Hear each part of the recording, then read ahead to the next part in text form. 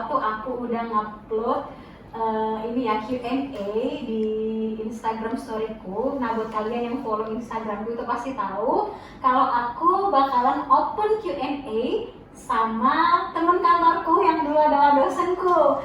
Nah kalian pasti penasaran, terutama mahasiswa-mahasiswa Miss ya yang kalian sering tanya-tanyain tentang beliau. Jadi hari ini kita akan menjawab semua pertanyaan kalian dan semuanya udah Miss rangkum di dalam question box kemarin. Nah jadi kalian yang tonton video ini jangan di skip ya, tonton videonya dari awal sampai akhir. Dan kalian yang belum subscribe, jangan lupa untuk subscribe dan tekan icon bell yang di sebelahnya supaya setiap postinganku itu ternotifikasi langsung sama kalian.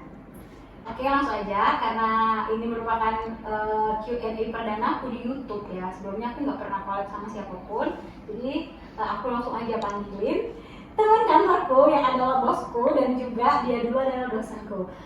Dan siapakah dia? Ini dia. Hai, Pak Asrul. Halo. Ya, tepuk tangan dulu. Dan inilah dia guys, dosenku dulu.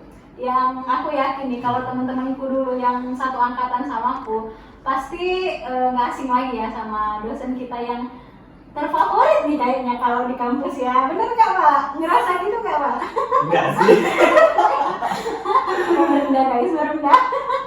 Oke, jadi kali ini aku sengaja buat ini perdana dengan Pak Asrul dan kebetulan beliau itu adalah kepala kerjasama di kampusku ya.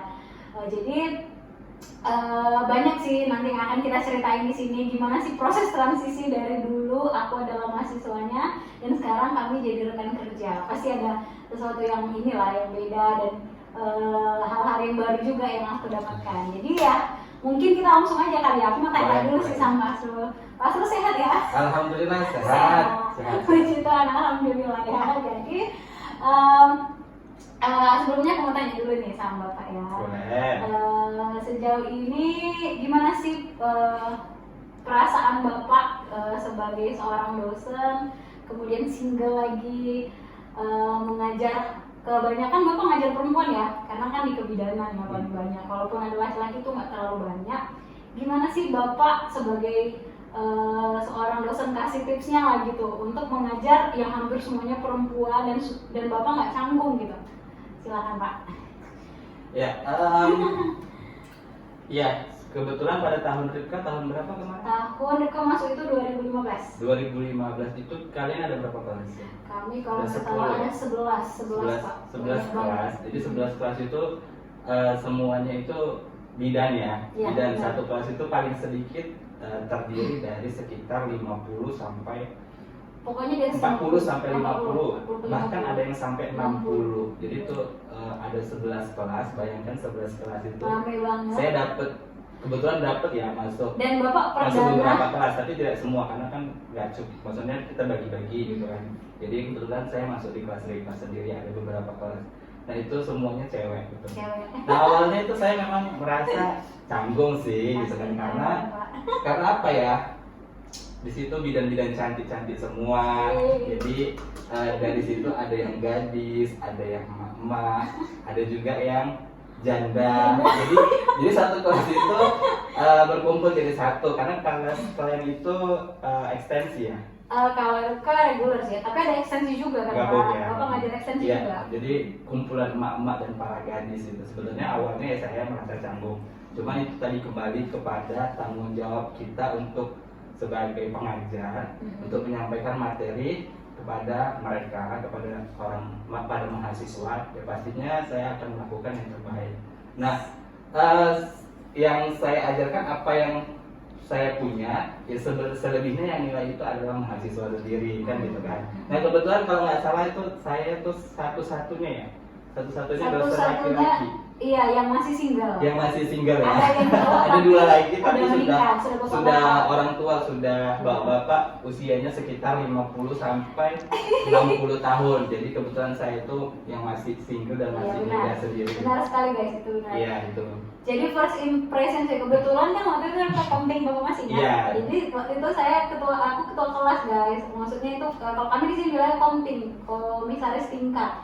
Jadi aku tuh masih ingat betul ya waktu Pak Asrul itu masuk ke dalam ruangan kami dan mahasiswa itu wow cuci mata ini seger nih gitu kan, karena soalnya selama ini tiap hari itu kebetulan kami nggak tiap hari ya tapi cuma Sabtu kuliah itu semua ibu-ibu yang masuk cewek-cewek, jadi bayangin lah kami kan udah cewek semua tuh kan kebidanan, jadi ya rasanya ya kayak ya perempuan lagi yang dilihat kan gitu. Jadi waktu Pak Asrul masuk jadi ada sesuatu yang berbeda dan pastinya aku melihat sih semuanya lebih semangat gitu. Jadi ya itulah first impressionku, dan aku pribadi sih ngerasa nggak cuma secara penampilan sih sebetulnya, dari cara bapak ini mengajar juga bagus guys. Jadi kalian kalau mau diajar sama dia masuk ya ke kampus kami gitu dia.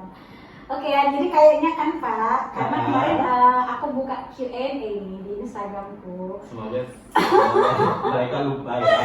Q&A tentang Pak Asrul nih. Jadi dan kebanyakan ini cewek semua ini yang tanya, jadi kita akan bahas satu persatu ya. Oke, yang pertama, pertanyaan pertama dari Utami 3279. Nah, pertanyaannya adalah, Miss, Bapak itu udah nikah belum, Miss? Langsung saya jawab ya. Iya, langsung. Ya, alhamdulillah saya sampai saat ini belum menikah, dan doakan ya, insya Allah secepatnya akan menikah. Wih, berarti dari calonnya ya Pak? Sudah. Ya kalian pasti aku tahu nih karena banyak sih yang aku lihat ngefans banget nih sama Asrul. Jadi mungkin mereka bakal patah hati nih Pak, kasih lope-lope yang patah hati nanti. Aku kasih nanti gini ya. Ya ampun. Oke, jadi selama ini sebetulnya kita penasaran sih Pak Asrul ini udah punya pacar atau belum gitu. Pak Asrul ini kok masih single aja kan gitu, nggak mungkin gak ada yang mau kan. Jadi ini tadi ya guys jawabannya, kami dengar sendiri dari orangnya, jangan dengar gibahan orang lain. Ya, betul. Langsung dari orangnya, kredibel ya kan Pak. Oke, next question. Nah Pak Asrul ngajar mata kuliah apa aja Miss? Dulu mungkin Bapak bisa sebutin list lah apa aja mata kuliah yang Bapak udah ajarin. dulu ya. Mungkin banyak Mungkin kan? waktu zaman kita dulu saya fokusnya ke pendidikan ya. Iya. Itu ada teknologi pendidikan, administrasi pendidikan, kemudian ada micro teaching, ada evaluasi pembelajaran. Terus saya setelah itu saya diamanahkan juga untuk mengajar humaniora, kemudian ISBD, ilmu sosial budaya dasar, kemudian diamanahkan juga untuk mengajar antropologi, lalu agama Islam, lalu lagi ya kewarganegaraan. Jadi ada beberapa memang mata kuliah yang saya diamanahkan untuk mengajar itu, khususnya untuk mata kuliah pendidikan dan mata kuliah umum dasar. Waduh keren ya kan guys, banyak banget Bapak ini kayaknya multi talent gitu. Jadi kita perlu tahu juga nih sebenarnya Bapak dasar bidang keilmuannya itu apa Pak? Jadi dulu saya ngambil S2-nya itu di bidang teknologi pendidikan. Nah, jadi teknologi pendidikan itu mengarah lebih ke pendidikan, bagaimana teknik dan pengembangan instruksional di dalam pembelajaran.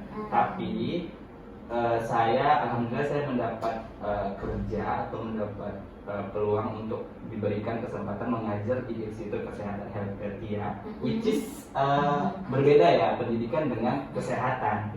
Jadi di sini saya ngajar di sini, tapi tidak ada jurusan yang sesuai dengan bidang saya gitu. Jadi ya karena ini kesehatan ya Pak ya. Jadi untuk bisa itu kebetulan waktu saya masuk itu zaman RIPK itu ada bidang pendidikan. Jadi bidang pendidik itu ilmu kebidanan lanjutan yang 50%-nya adalah ilmu kebidanan lanjutan, dan 50%-nya lagi bidang pendidik. Jadi lebih ke pendidikan. Jadi saya diamanahkan untuk mengajar itu.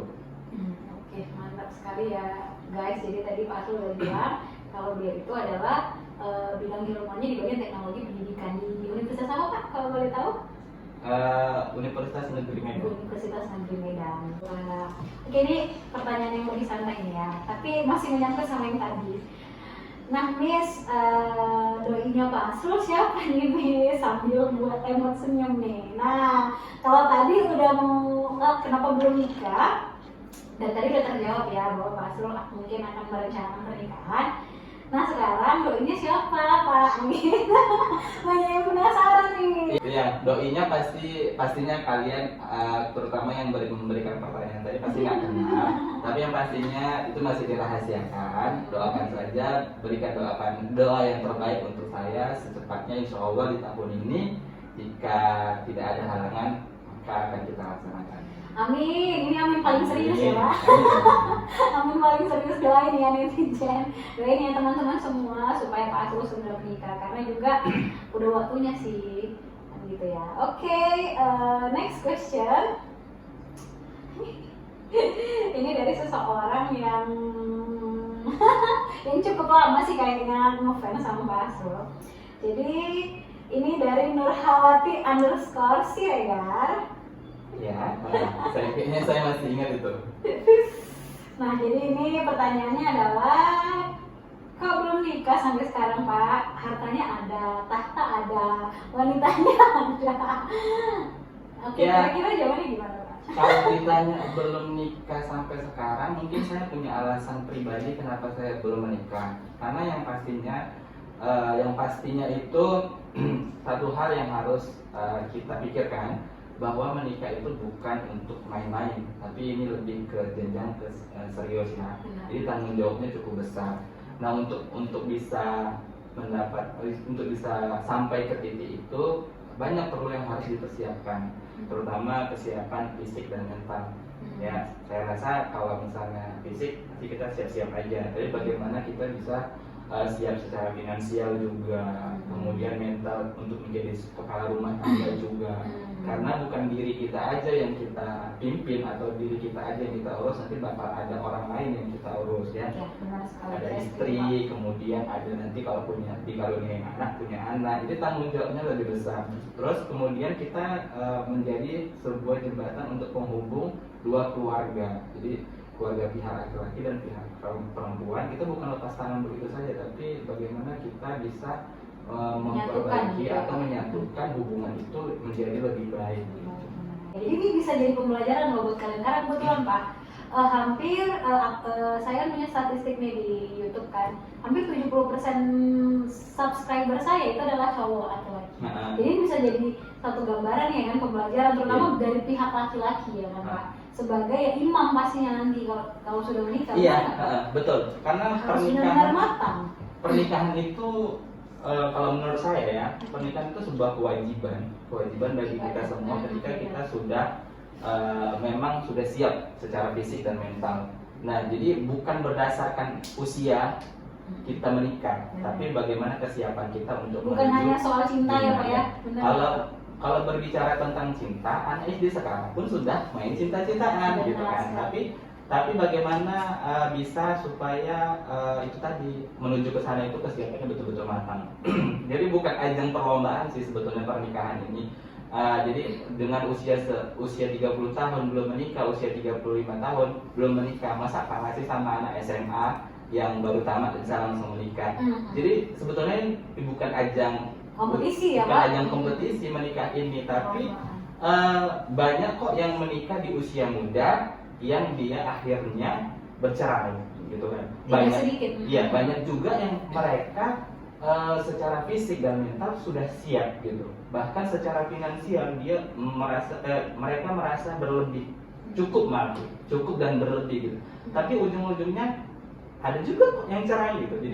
Jadi nggak bisa kita buat patokan bahwa semakin tua kita menikah semakin baguslah hubungan rumah tangga. Semakin banyak harta yang kita miliki, semakin bagus pernikahannya. Itu tidak bisa menjadi sebuah jaminan dan sebuah patokan kebahagiaan dalam rumah tangga.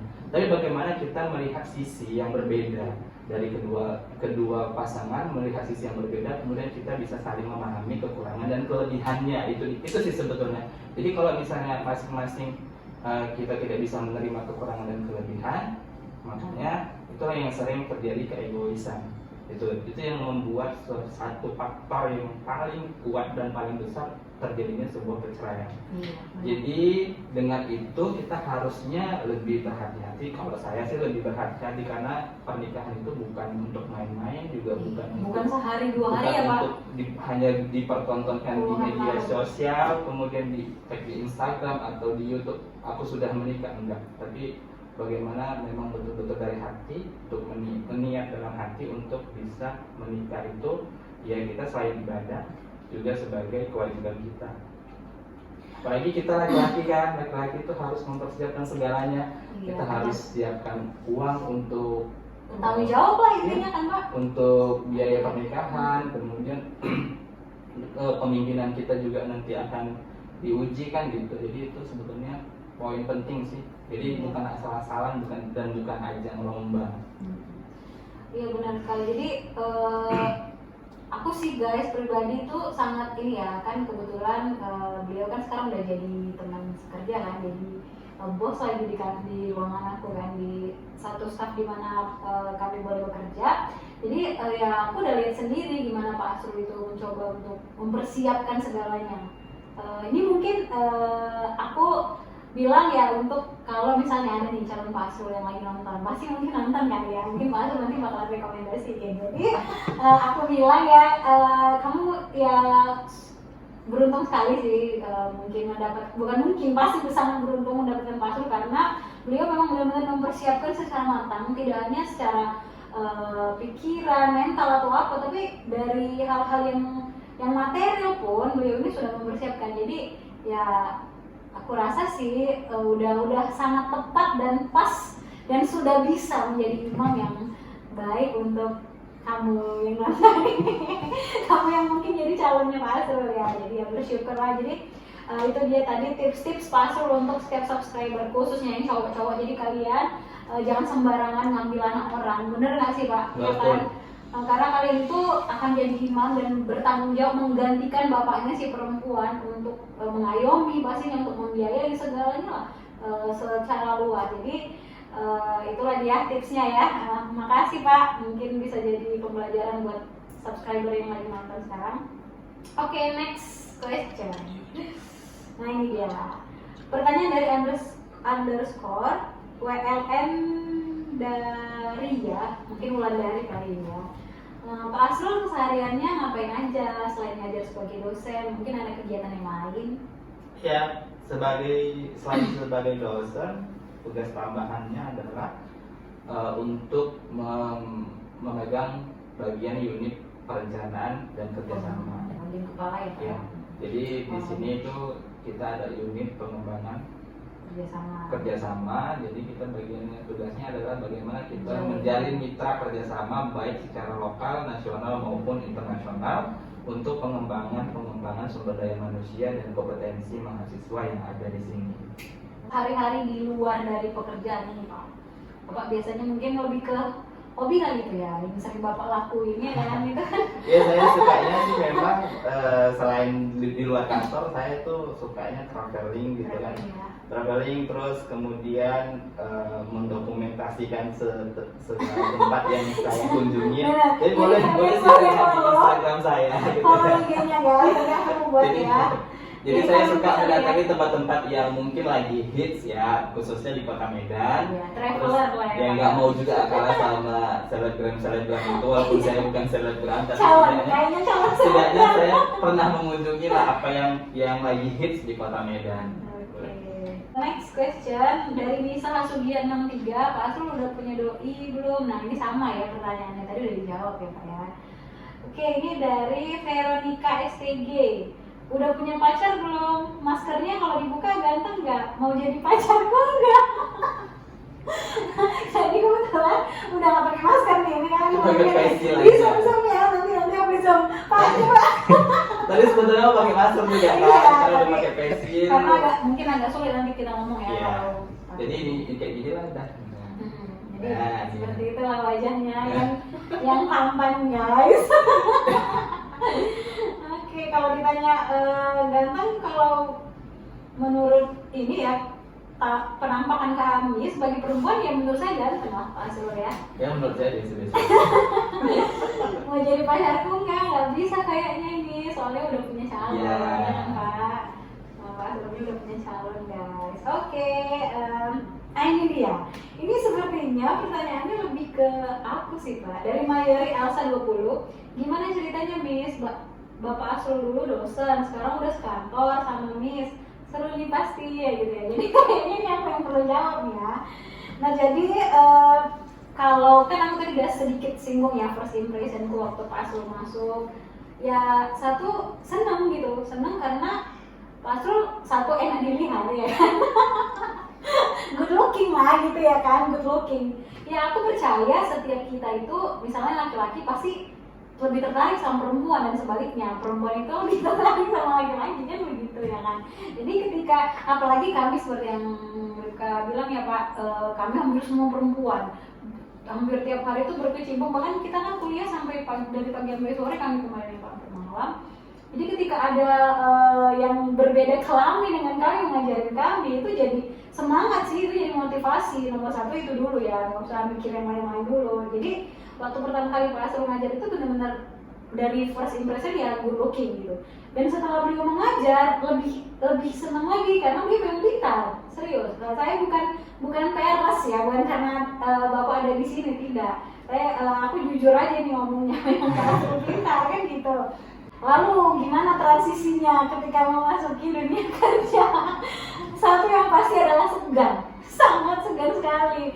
Karena kan dulu dosen kan, jadi rasanya gimana nih, gak enak banget ini ketemu Pak Asrul atau apa. Tapi ternyata setelah kita udah berbaur, kemudian kita udah saling komunikasi, dan malah sekarang itu seru. Malah sekarang aku udah sedikit-sedikit melawan nih sama Pak Asrul, sama bosku ya kan. Tapi ya mau gimana pun, satu yang paling aku suka Pak Asrul adalah bijak. Dia orang yang cukup bijak ya.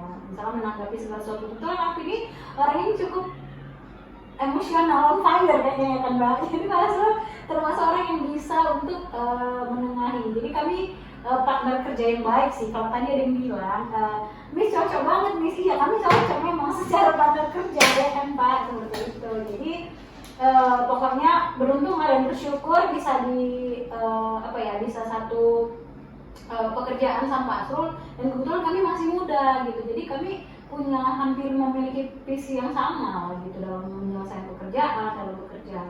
Jadi ya so far sangat bersyukur lah, mulai dari Pak Asrul jadi dosen, saya dosenku, dan sekarang udah jadi teman sekerja. Iya, kalau ditanya pernah kebayang nggak sih satu kantor sama Rifka? Pernah kebayang Pak? Nggak pernah kebayang, karena kan dulu Rifka di kelas, saya ngajar gitu kan. Iya. Dan nggak tahu tujuan Rifka nanti setelah tamat itu mau kemana.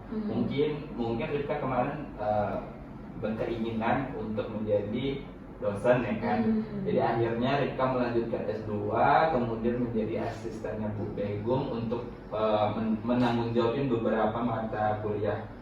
Jadi akhirnya sembari mengambil S2, sudah pengalaman mengajar dan juga sudah cukup bagus. Jadi akhirnya jadi dosen di sini kesampaian. Nah, mungkin yang mengantarkan Rifka bisa satu kantor sama saya adalah karena status Rifka sekarang itu sudah menjadi dosen.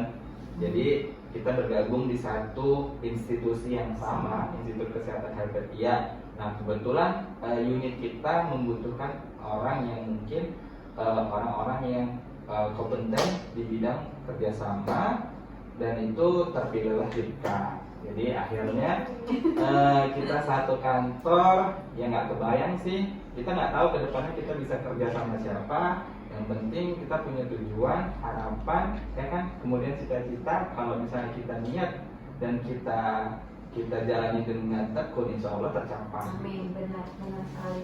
Pokoknya kayak quote ya Pak yang bilang bahwa proses tidak akan mengkhianati hasil, benar Pak.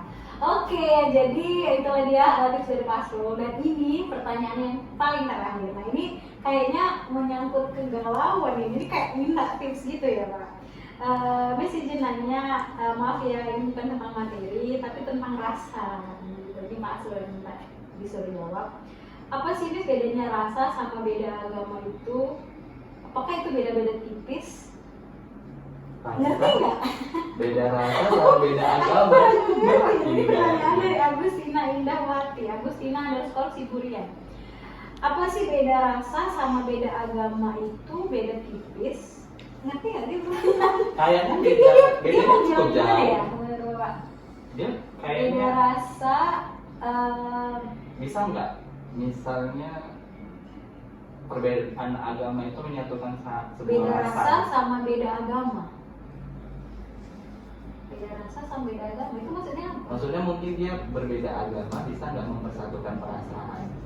Oh, Atau mungkin ini kayaknya- mungkin kisahnya kayaknya dia ini mencintai dengan Yang orang yang berbeda agama, berbeda ya, agama, ya. jadi bisa nggak gitu. Oke, kalau menurut Pak Asrul gimana tanggapannya? Kalau Kasih ke mereka, Pak. diperhatikan, kalau tips saya sih, saya mungkin kurang ahli dalam bidang hal ini, cuman yang pastinya begini, ada beberapa orang mungkin public figure juga yang menikah mereka itu berbeda agama, tapi kenapa bisa? Ya kan gitu, Iya. bisa. Ada juga mungkin yang mereka beranggapan kalau berbeda agama ngapain dipertahankan, gitu kan? Karena otomatis prinsipnya berbeda, kan gitu kan? Jadi kalau bisa terjadi kayak gini, kita kembalikanlah ke orangnya gitu. Kalau secara agama saya sama Rika mungkin berbeda kan.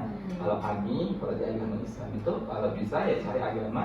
Yang Bukan kalau bisa seiman. sih, memang harus Itu wajib ya. harus yang seiman gitu, satu agama. Tapi tidak dianjurkan untuk, bahkan tidak dibolehkan untuk yang berbeda agama. Iya. Tapi bagaimana kalau misalnya memang sudah cinta nih ya, kalau memang sudah memutuskan untuk menjalin sebuah hubungan yang serius, diskusikanlah terlebih dahulu, gitu.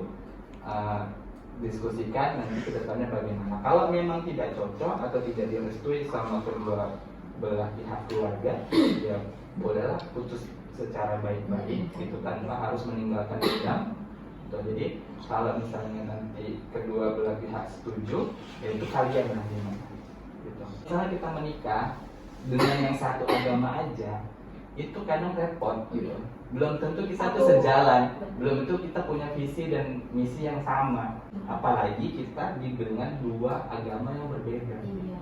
Jadi intinya itu aja, karena yang satu agama aja agak susah, gitu, apalagi yang berbeda agama. Jadi saya kembalikan aja ke orangnya. Iya Pak, kalau lagi menjalani hubungan yang beda agama gitu. Iya itu benar sekali ya. Kalau saya pribadi sih kayaknya memang, kalau aku pribadi sih, memang kalau pacaran beda agama itu sebaiknya dihentikan lah. Kalau masih pacaran ya kan pacaran belum tentu nikah, belum tentu jodoh kita. Dan agama seperti Pak Asrul bilang, agama Islam itu melarang dan wajib harus seagama. Begitu juga dengan dalam agama saya, Kristen juga mengajarkan untuk pilihlah yang seiman, bukan yang berbeda iman. Dan kadang pernikahan sesama beda suku dulu lah, nggak usah ke agama ya kan, Mbak, beda suku aja repotnya minta ampun ya. Iya, kan? nanti suku Beda pendidikan juga. marga ini nggak boleh menikah dengan marga ini kan gitu. Benar. Jadi banyak banget ininya ya, konfliknya nanti pasti. Jadi sebelum terjadi, karena percayalah pacaran itu cuma sebentar, pernikahan berpuluh-puluh tahun. Kalau pacaran mungkin paling lama 12 tahun, 10 tahun ya kan, 8 tahun kan gitu. Tapi kalau menikah kan seumur hidup gitu. Jadi ya itulah dia tips tadi untuk pertanyaan yang menanyakan bagaimana soal beda rasa dan beda agama. Jadi semoga bermanfaat ya. Dan pertanyaan terakhir dari saya sendiri. Aja gitu ya. Dari saya sendiri. Aku pengen kali dengan Bapak nyanyi.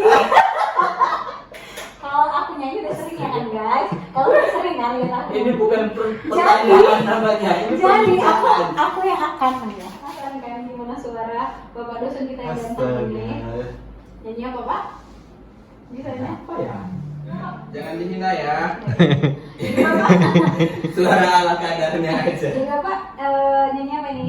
Nyanyi yang lagi viral aja ya saat ini, Oke. yang Jemima Challenge.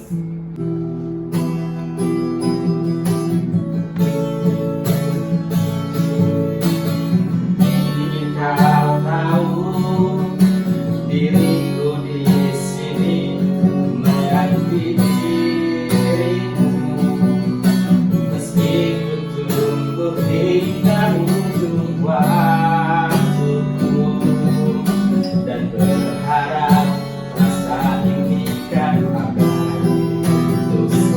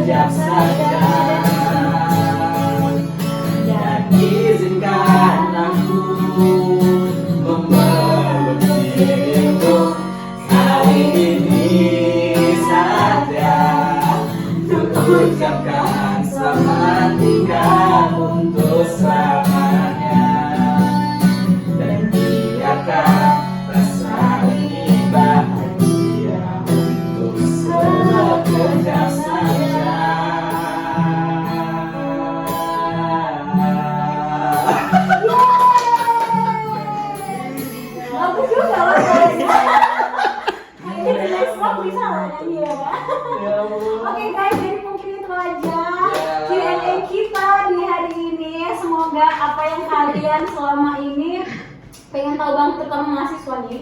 Soalnya mahasiswa banyak banget yang ngefans sama Bapak. Ya. Boleh langsung di follow aja di Iya langsung aja di ininya langsung follow dan kalian boleh langsung kayaknya kalau ada yang DM Bapak nggak sombong kan Pak? Enggak. Pasti Kalau dijawab, misalnya ya? mau di follow back DM aja, Pak, Iya. follow back. Iya gitu ya. Jadi beliau ini ya alhamdulillah guys ya. Jadi mungkin itu aja. Tunggu video-video berikutnya dan semoga aku bakalan sering sih ngebuat vlog yang berbeda gini ya, mungkin Q&A gitu ya. Nanti aku akan buat Q&A-nya di question box yang ada di Instagramku. Oke guys, mungkin itu aja. Nah buat kalian yang udah tonton ini tapi belum subscribe juga, jangan lupa untuk subscribe dan tekan icon bell di sebelahnya supaya setiap postingan itu ternotifikasi langsung sama kalian. Sampai ketemu di vlog-vlog berikutnya. Dadah guys. Bye.